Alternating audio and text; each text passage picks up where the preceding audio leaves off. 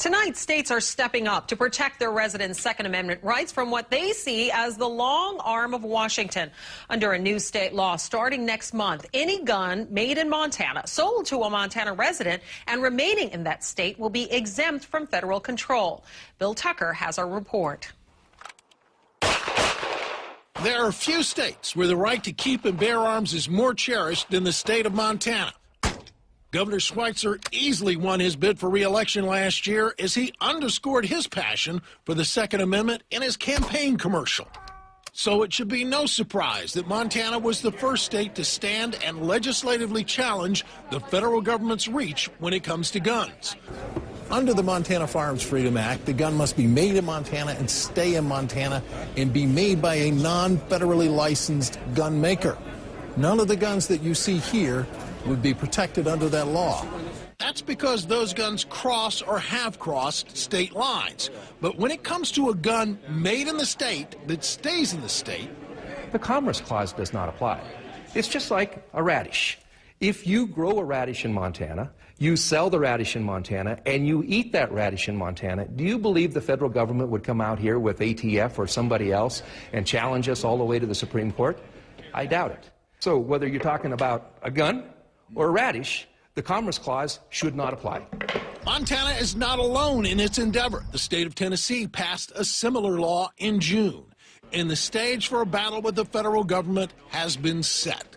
The Bureau of Alcohol, Tobacco, and Firearms has already sent letters to federally licensed gun makers in those states warning that the ATF sees the law as meaningless. Quote, the act purports to exempt personal firearms, firearms accessories, and ammunition manufactured in the state and remain in the state from most federal firearm laws and regulations. However, federal law supersedes the act, and all provisions of the Gun Control Act and the National Firearms Act continue to apply. Some constitutional lawyers suspect the Supreme Court would side with the ATF, noting prior rulings have expanded interstate commerce authority, and federal law does in fact take precedent. The reaction from the ATF was anticipated, says one of the writers of the bill, who freely admits the law is meant to be a finger in the eye of the federal government. That's the purpose of the Montana Firearms Freedom Act, to be able to mount that challenge to Congress, to be able to regulate everything under the sun under the guise of regulating interstate commerce. And he has a strong ally in the governor, who it would seem might be at odds with the president, who is very pro-gun control, who is also a fellow Democrat. But when the federal government comes in and says, we want to be your daddy, we want to tell you how to live your life, that's where we draw the line and say, whoa, not in Montana. According to the Montana Shooting Sports Association, 95% of homes contain a firearm in Montana. And the feeling among many there is that the thing to fear the most is not a person with a gun, but a government that would take that gun away. Bill Tucker, CNN, Missoula, Montana.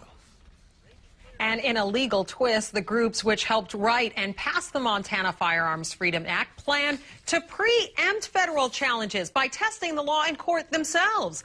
They want to make sure the law is constitutionally defensible against any future lawsuits from Washington.